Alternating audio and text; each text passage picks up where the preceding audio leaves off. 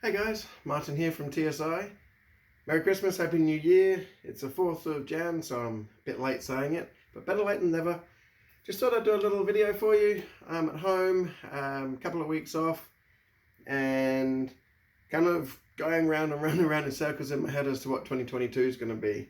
Some pretty exciting stuff on the calendar, I think, so I thought I'd just have a chat and talk about it with you. So last week, in between Christmas and New Year, I went west with a couple of friends. Well, Iggy, of course, sorry, and Phil, Preacher, and Keith, also known as Doc, from the Secret Squirrels team that we're part of. We went west to check out some properties for gel bowling. So I'm not going to name where they were. One of them was a private property that's a good friend of mine's that he's been asking me to go out there and check it out and see how usable it is for gel bowling and milsim in particular. Being a private venue, there's very little in place at the moment, but needless to say, it's awesome. 660 acres, about 450 of that is very usable. Pretty much dead flat, bar a creek and a couple of highs and lows for a couple of little dams, but superb. Pretty not hardcore land in that it's flat, but it's very Australian bush, so not thick lantana. In places it thickens, but fairly open.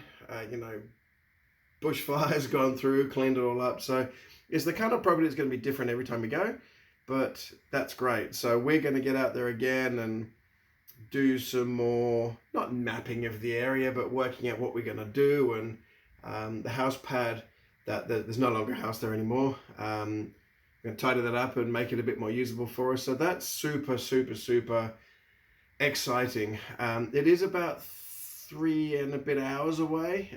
It's just southwest of Dalby. So it's a little bit of a drive, but for an overnighter or 2 nights, it's well and truly worth it. So yeah, very, very, very keen. The other one we went to, I'm not going to name the names or anything yet, but it's bigger, closer, more expensive. We don't know the details on that yet, but we will definitely be aiming to use it for at least an overnight game. So call it a 24-hour, and yes, playing through the night, that kind of thing. Very early stages of planning and prepping and just coming up with how we're going to do it, but it's definitely on the cards. It's a beautiful looking property, huge. We're only going to use a tiny portion of it, so that's great. Really exciting. And doing this like we ran the private event Crisis in Cuba at the farm, which is a private gel ball venue in Gympie. We did that back in late November, I think it was. We ran it as a private venue, private event, sorry. So essentially invite only or friends of friends, just keeping it close knit, really high quality of play. You shouldn't have to be refereeing it. So that's how we're going to be rolling with these as well, just to keep the quality of the event up really high and introduce more and more and more people to the, not the more serious of milsim, but how we want milsims to be run. Because a lot of the community at the moment, I'm sure a lot of you will probably agree, is catering to the entry level, trying to build, the community, introduce more day gamers to milsoft, to milsim, and we're wanting to get boom straight into the milsim. So I'd love to say within the next year or two we'll be consistent, or not consistently, but at least once a year, maybe twice a year, doing 48-hour, even 72-hour events. That would be off the charts good. So while we were out west at my friend's property, being big, I took the opportunity to get myself some data for other kinds of blasters, for real rifles. So we took out a couple of my bolt actions and rifles that I've chopped and changed the setup that I needed to get some data for. So for example, the Ruger Precision 22, I am going to be using it on the 22nd of Jan at the NRL 22 Australia Rifle Match. It is my debut, my first event. I've been wanting to do it for a couple of years and have just never got there. I went to check one out in November. Looks so much fun, so I've got to get it done. my goal is to try and do as many as I can this year. So one thing I hadn't done was consistently shot this to 100 meters. I've only really shot it that much to 50 and then randomly out to long ranges out on properties, but I've not really logged the data for aiming points because, of course, a little 22 zeroed at 50 meters means you're going to have to aim high for 180 and etc. So the bullet's going to drop in. I didn't have that data. Now, yes, the data is pretty readily available. Obviously, we've got Google. Basically, that barrel length and the CCI standard bullets, I know what the drop is going to be because people have got it all over the world. And then there's amazing books like Modern Advancements in Long-Range Rifle Shooting by Aaron Litz. This one has got a whole section purely for 22 long rifle data. So all the data was already on hand, but I wanted to go and confirm it. So we worked out pretty quickly that this one zeroed at 50 meters. I needed 10 inches of drop, or just shy of 10 inches of drop to go from 50 to 100 meters. So on this MOA reticle, I need to use 2.5 striations, or whatever you want to call the hash marks on the reticle down to as my holdover for 100 meters, or I can dial from 0 to 10, give or take, for my 100 meters. And then obviously it's in between, 5 or 6 MOA for say 80 meters or something like that. So that's a little bit of data I've still got to confirm when I'm out west. At the property. So I went there to confirm, but it's some data obviously you need to really use at the first NRL match. So I did actually share yesterday the American side of the NRL 22. So the NRL 22 rifle matches, the Australian one is aligned with the American and a few others worldwide. So not all, but a lot, which means when you shoot the stages, you're shooting the same stage and the same match stages and courses of fire as other people in the world that are shooting that same course of fire at a similar time. So come the end of the month, I'll have shot stages that the guys in the States and some in Europe, wherever they are, have shot the same match with the same layout, same ranges, same distances. So in theory, I'll get myself a rank in a world standing NRL 22.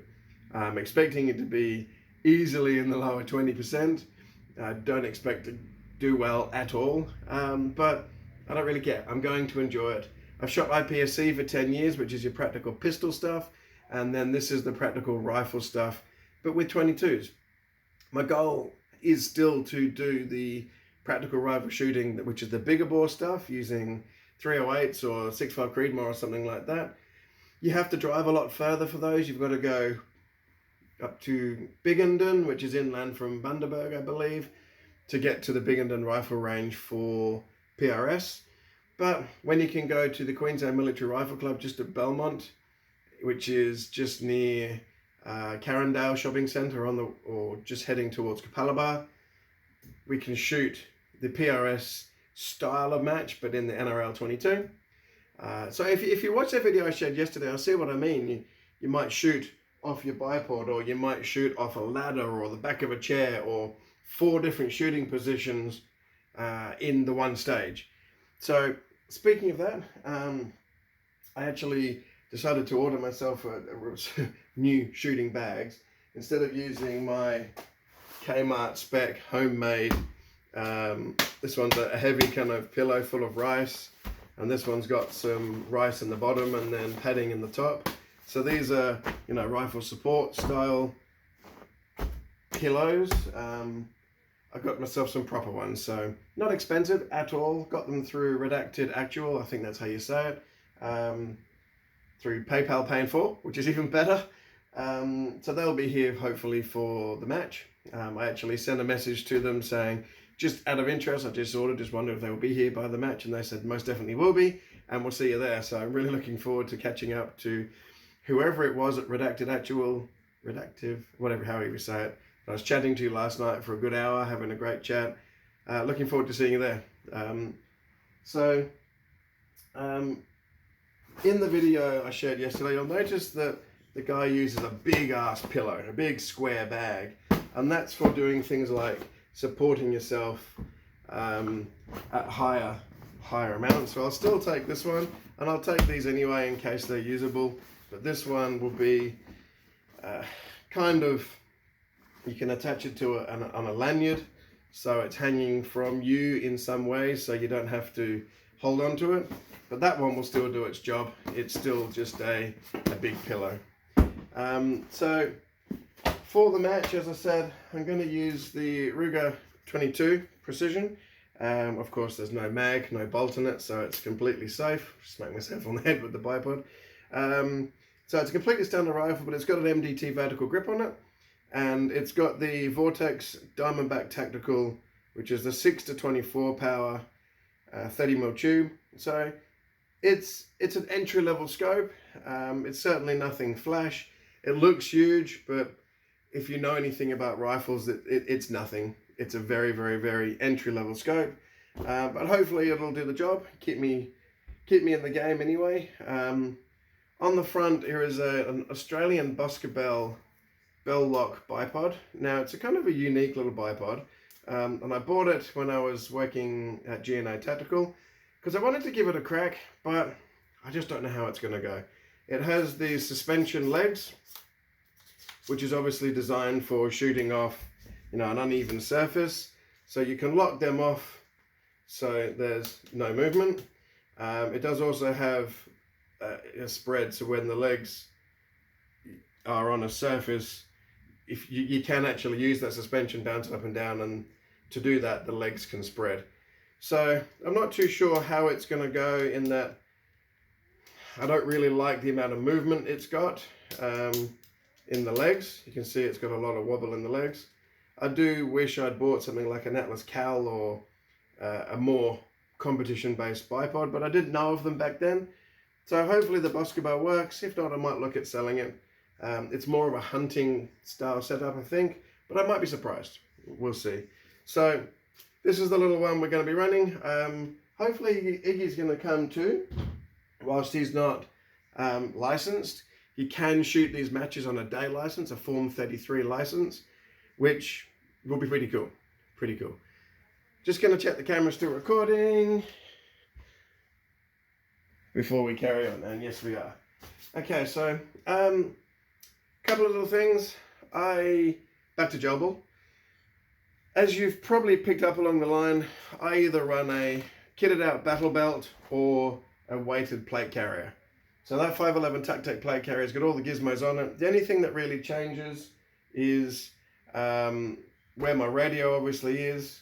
I add my multi-tool to this one, and then on the back of this one, it depends on the event. Yep, it's still on there. I've got a 10-inch high, 6-inch wide pouch on the back, which my Camelback goes in. So that's pretty well kitted out. The only thing I'm changing or wanting to change is that's too hot for Aussie events.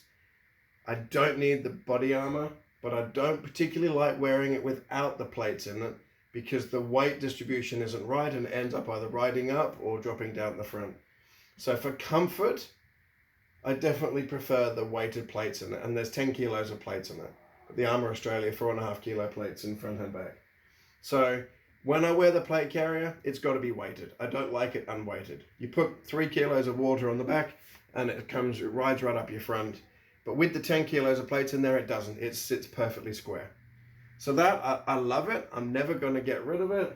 It's an awesome setup. It's as good as I can get for gel. And it's as it is. I'll wear it in winter, etc. But for summer and games where I don't feel like I need to carry the whole plate carrier, I normally wear my battle belt. The only thing that's missing from this is I do normally add on an admin pouch or something in the back here. Now the only negative of a battle belt, even though this is a weight distribution style unit, this is a High Speed Gear International HSGI rubberized load distributing belt with a 511 Cobra, whatever it's called, I can't remember what the belt's called, inner belt. Whilst it does a great job at sitting comfortably, when I'm carrying a bit of weight on it, and of course with this one for a big day game I'll have to be carrying my Camelback as well as the backpack, it gets uncomfortable after a long time, just because wearing the belt tight, it's obviously crushing your belt line of your pants, or your waistband from your pants to your hips. So after 5, 6, 10 hours, whatever the time frame is, it gets uncomfortable because everything else is pushing into my sides. And that's just because of the carrying a bit of weight on here, having to wear it fairly tight onto my hips.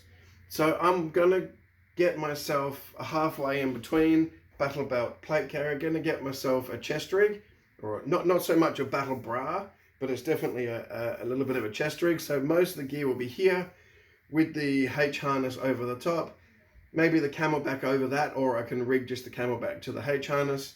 And at this stage, I'm looking at going with the Platattack Peacekeeper, one of their rigs. Just needs to wait for them to come back in stock. They only come in multicam or multicam tropic. Thinking I might go with the tropic color, just so it's more green and brown than beige and brown. But yeah, it's not expensive. It's $300, I think it is. And I've been researching them for months. My ultimate one was one of the Haley Strategic setups, but it's a bit too small for 12 hours in the bush. Fine for 2 or 3 hours, or at the range playing with M4s, or as a rapid response kind of unit for the real world. But for carrying 12 hours worth of munchies and batteries and water and this and that, I very much wanted to go with one of the Mayflower rigs. Too expensive. The Platattack Aussie made, Aussie company Peacekeeper Mark IV or JW or something, I don't remember. I think it's the one I'm going to go with. So that one's going to be being ordered fairly soon. I can't decide whether I'm going to go the multicam or the tropic. They are out of stock of the multicam, so I might just go the tropic anyway. But so that's going to be an evolution for me. They are fixed pouches, but there is room for expansion. So yeah, it's going to be interesting. All right, so last thing I wanted to talk about is the LDT MCX blaster. Now, I'm going to check that camera's rolling still. This blaster has had several reviews online, and a lot of them people come up with some things to say that I don't really agree with. So I wanted to just give my take on it. Now, what is it? Well, it's an MCX. I wanted to go with the folding stock variant, just because the armbrace style, collapsible, extendable style setup, I didn't really feel the need for, because I've got the MPX from APS with obviously the collapsible style armbrace stock, and my Falcor used to have that style stock, but I obviously changed it out for the buffer tube. So the MCX, honestly, I think in my opinion, exterior wise, it is the best quality blaster on the market. Everything about it is really high quality. Now, there's a lot of talk. People say that it's from VFC or SIG Air Pro Force from the airsoft world. I don't know what it is, but I know that it's really high quality. People have questioned the material that the lower receiver is made of, and it's a CNC machined and sandblasted billet lower. So the lower assembly, including the back arch here, is CNC machined. You can see the machining marks. I don't know what material it is, whether it was a cast material in the first place that's machine finished. I'm not sure, but it has that dull ding to it that a CNC product gets versus a thinner or aerated cast upper or lower. So quality-wise, it really is outstanding. I think it's the best quality exterior out of any blaster I've played with, which honestly is most. Prior to that, and I still think behind that, the EMG Falcor is super close, if not as good. I've had this one best part of 3 years, and exterior wise it's faultless. Yes, it's scratched, it's dinged, it's done every mil sim in the last 2 years. But this is fresh. It's really good. One area where a lot of people whinge is they say about the battery capacity or the compartment. Now, out of the box, yeah, it's a little bit small. It is front wired, so the battery is in here. Not sure if you can see the battery in this one, but it is in there. It's tucked away up in there. So all I did to make this one a little bit more battery friendly, and it is plugged in, so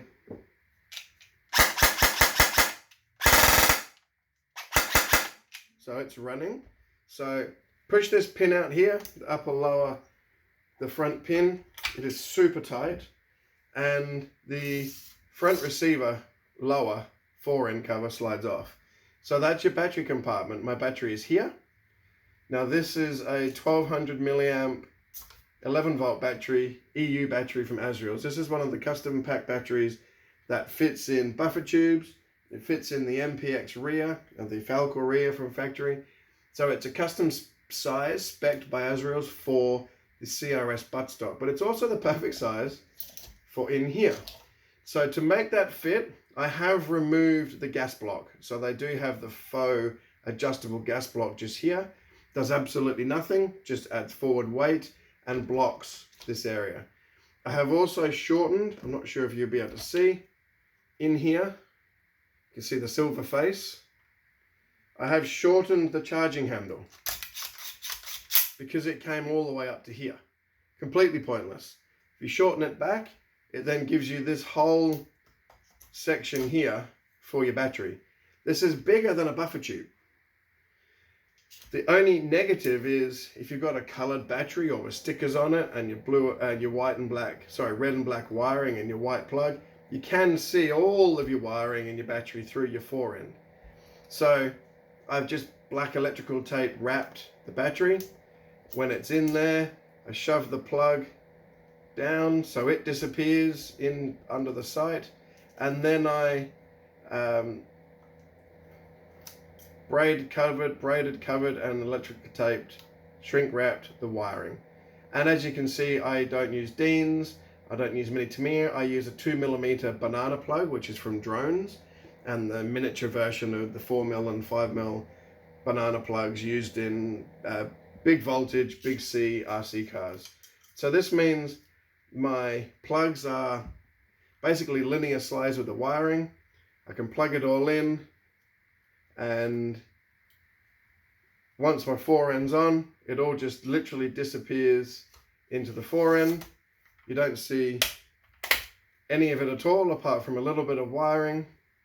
You can tuck that down a little bit more if you want to be even more fussy. So it works every bit as good as any other battery compartment that there is. Buffer tubes are fine. The CRS stock, normally that battery fits clean, easily straight into here. But because in this setup, this is my indoor quick fast boy thing, I do have a 2000 milliamp EU 11 volt battery. So that's a 130C burst and a constant of 65C. This is the 38 RPS full Aztec Shaka build. So of course it's an Apache and all the works. So is the Falcor. But yeah, so I didn't need the CRS type stock, so I went with the folder.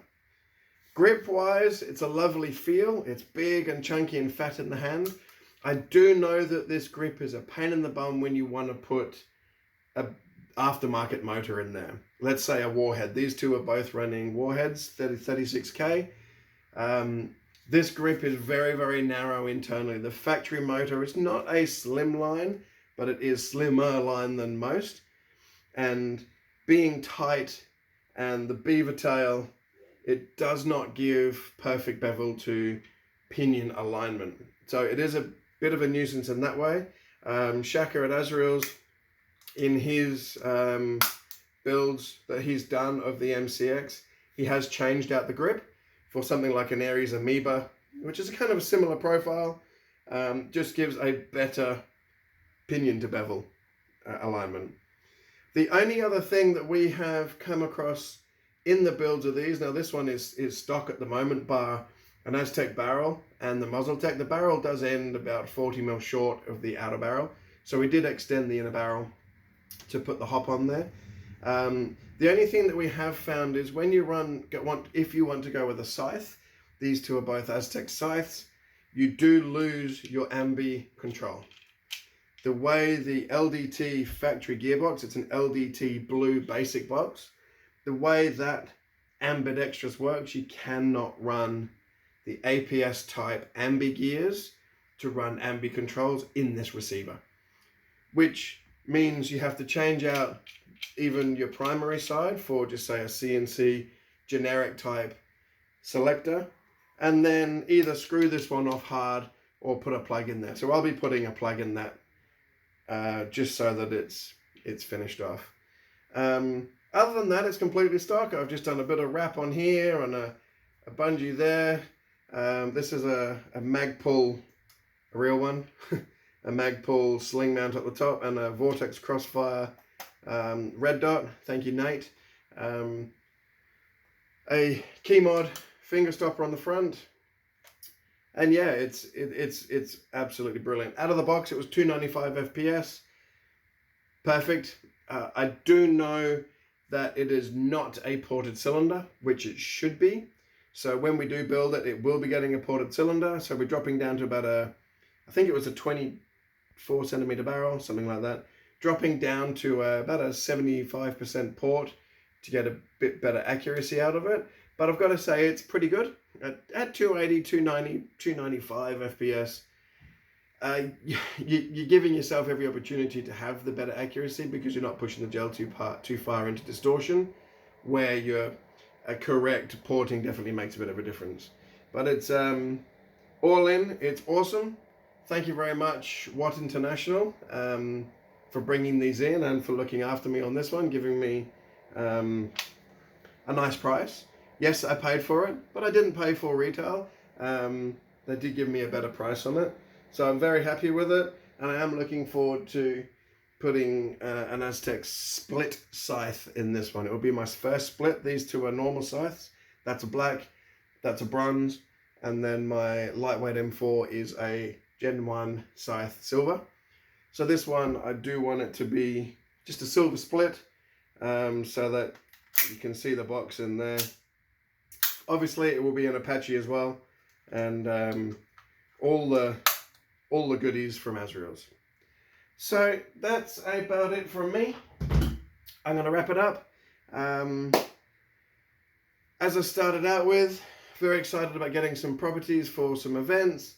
Even more excited in the short term about going and playing rifle matches, and then getting out and doing some more jelly beaning. So thanks very much for tuning in. Thanks for another great year. TSI, we're coming up to 3 years old. So content's a little bit thin, but we're trying. So thank you very much, guys. Hope you had a wonderful new year, having a great break, and we'll see you on the field soon. Thanks a lot. See ya.